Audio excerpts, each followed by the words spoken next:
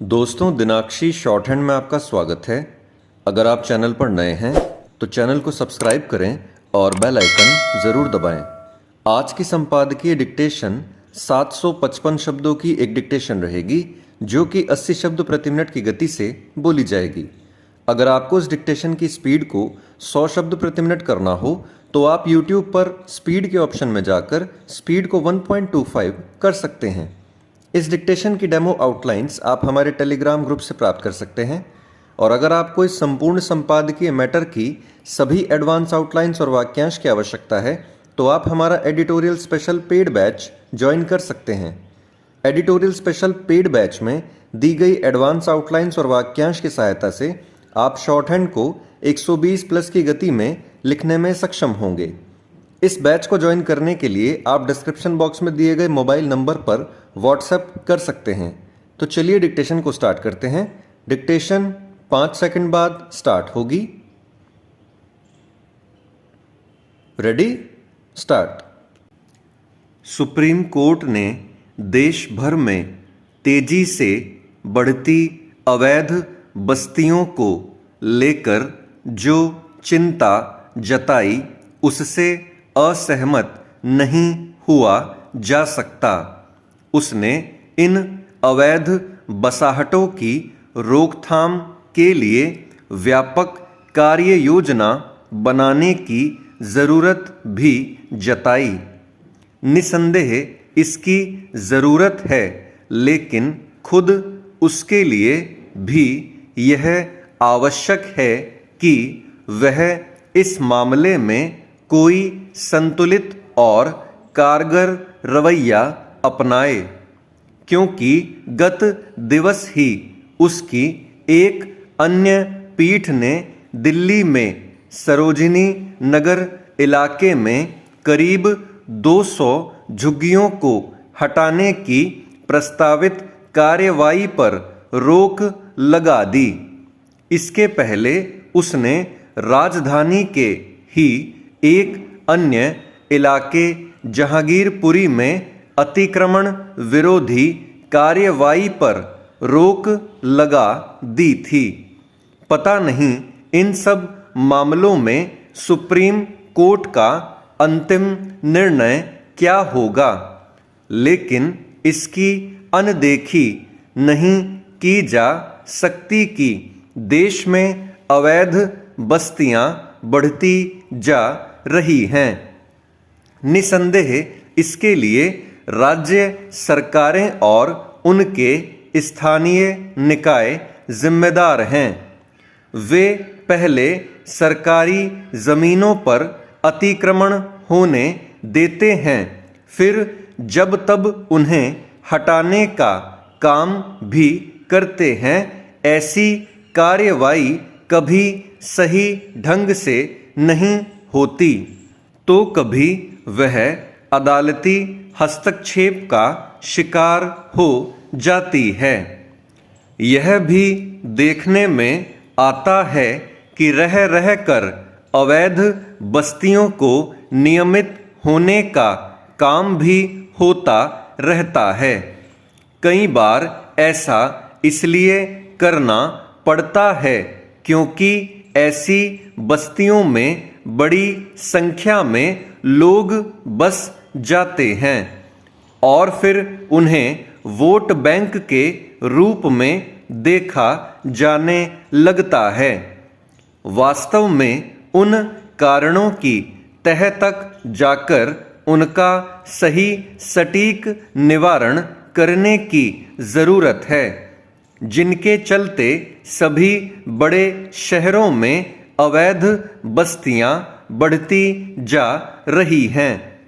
ऐसा करके ही भविष्य में अवैध बस्तियों के निर्माण को रोका जा सकता है।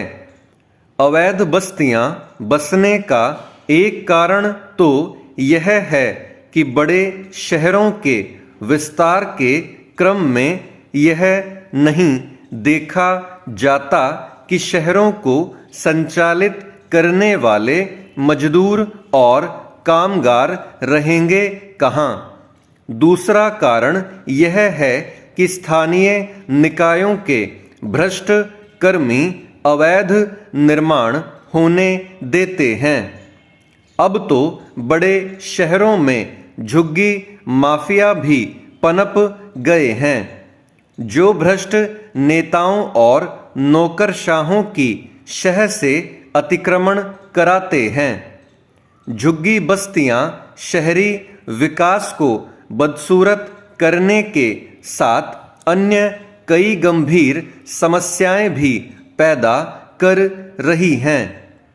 यह स्वीकार करना होगा कि अपने देश में शहरीकरण बेतरतीब और अनियोजित विकास का पर्याय बन गया है। स्थिति यह है कि नियोजित आवासीय इलाके व्यावसायिक ठिकानों में बदलते जा रहे हैं। चूंकि समस्या गंभीर है, इसलिए यह समझना होगा कि केवल चिंता जताने से काम चलने वाला नहीं है, अन्यथा हमारे शहर रहने लायक नहीं रह जाएंगे। चेंज। हरियाणा में पशुओं के चारे के संकट को देखते हुए प्रदेश सरकार ने भूसा अथवा तूड़ी को अन्य प्रदेशों में ले जाने पर रोक लगा दी है। इससे किसान क्षुब्ध हैं। उन्हें लगता है कि प्रदेश सरकार ऐसा कर उनके हितों पर चोट पहुंचा रही है। प्रथम दृष्टया किसानों की बात तर्कसंगत लगती है। विपक्ष भी ऐसे ही आरोप लगा रहा है कि गेहूं की फसल में इस बार किसानों ने घाटा झेला है। आकस्मिक और अनापेक्षित वर्षा के कारण किसानों को हानि हुई। गर्मी का आगमन अतिशीघ्र हो गया। इससे प्रति एकड़ 5 से 10 क्विंटल गेहूं की उपज कम हुई है। कई स्थानों पर आंशिक रूप से तो कई स्थानों पर गेहूं की फसल नष्ट हो गई। जो बची रही उसके भी दाने सिकुड़ गए, जिससे गेहूं के दाम कम मिल रहे। ऐसी स्थिति में यदि किसान भूसा बेचकर घाटे की भरपाई कर रहे हैं तो यह उनका अधिकार है, जिसका हनन प्रदेश सरकार कर रही है। दूसरी तरफ सरकार का तर्क है कि पहले हरियाणा की गौशालाओं की भूसे की मांग को पूरा कर दिया जाए। राज्य सरकार की बात भी तर्क सम्मत है। हरियाणा में घी, दूध, दही एवं अन्य दुग्ध उत्पादों का उपयोग अधिक होता है, इसलिए वहां पशुओं की संख्या भी अधिक है। गौ सेवा हरियाणा के लोगों की प्रकृति में है। लोग घरों में तो गाय पालते ही हैं।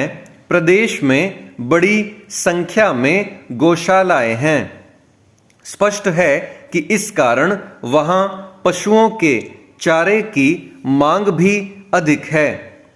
पहले गेहूं की कटाई हाथ से की जाती थी तो अधिक भूसा निकलता था, लेकिन अब कटाई खेत में ही मशीन से की जाने लगी तो भूसा लगभग 30% कम निकलता है। ऐसी स्थिति में भूसे का महंगा होना स्वाभाविक है, लेकिन इसका यह उपाय नहीं कि सरकार भूसे को अन्य प्रदेशों में ले जाने पर प्रतिबंध लगा दे। सरकार को चाहिए कि वह स्वयं किसानों को भूसे का उचित मूल्य दे और फिर गौशालाओं को उसका वितरण करने की व्यवस्था करे। साथ ही सरकार और सभी पक्षों को भविष्य में ऐसी किसी संभावित स्थिति से निपटने की समुचित तैयारी भी करनी चाहिए। स्टॉप। दोस्तों, डिक्टेशन अच्छा लगा हो तो वीडियो को लाइक और शेयर करें और चैनल को सब्सक्राइब करके बेल आइकन ज़रूर दबाएं। इस डिक्टेशन की आउटलाइंस आप हमारे टेलीग्राम ग्रुप से प्राप्त कर सकते हैं। तो चलिए अब आपसे अगली वीडियो में मुलाकात होगी। तब तक के लिए धन्यवाद।